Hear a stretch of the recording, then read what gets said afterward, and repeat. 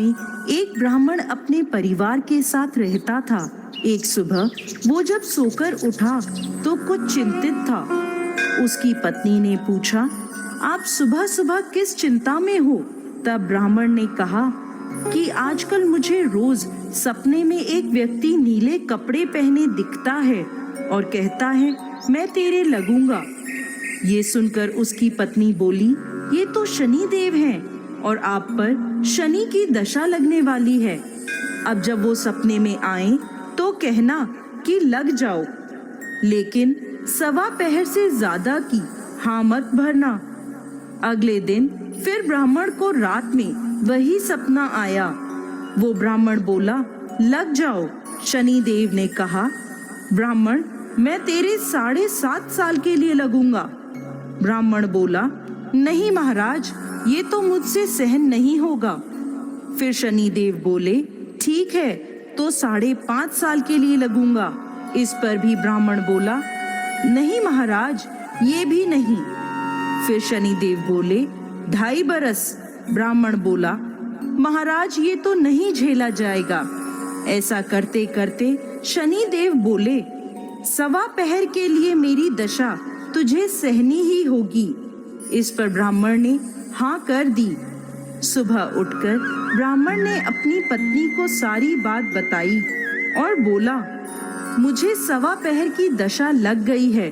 तू मुझे सोने के 2 टके दे दे। मैं जंगल में जाता हूँ, वहाँ बैठकर पूजा पाठ करूँगा और समय पूरा होने पर वापस आ जाऊँगा।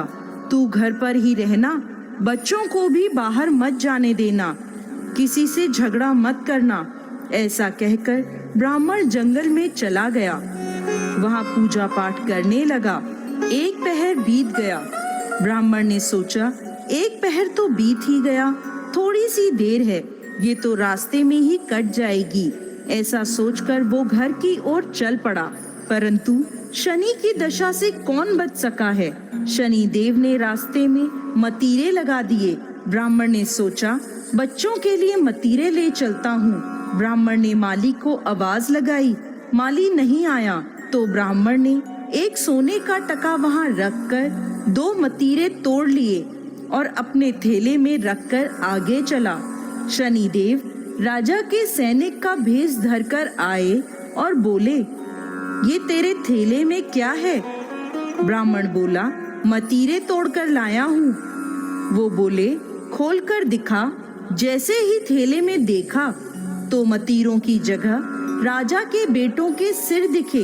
वो ब्राह्मण को पकड़कर राजा के पास ले गए और कहा, इसने आपके दोनों पुत्रों को मार डाला है। इस थैले में उनके सिर हैं। राजा के होश उड़ गए और वो बोला कि इस ब्राह्मण को फांसी पर लटका दो।